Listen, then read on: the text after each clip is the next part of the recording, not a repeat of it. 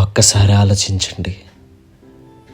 నిన్నటి వరకు నువ్వు నా ప్రపంచం అని చెప్పిన వాళ్ళు ఈరోజు మనల్ని ఒక్క మాట చెప్పకుండా బ్లాక్ చేసి వెళ్ళిపోయారంటే ఆ తప్పు నిజంగా మందేనా?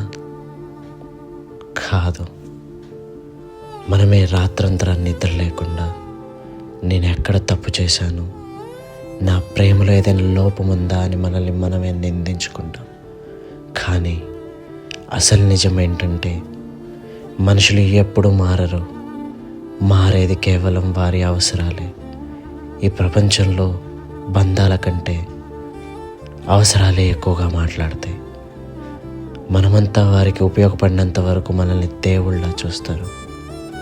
కానీ ఒక్కసారి వారి అవసరం తీరగానే లేదా మనకంటే మంచి ఆప్షన్ దొరకగానే మనమెవరో తెలియనట్టు ప్రవర్తిస్తారు. ఇది చూసి బాధపడకండి. దీన్ని ఒక గట్టి పాఠంలా తీసుకోండి.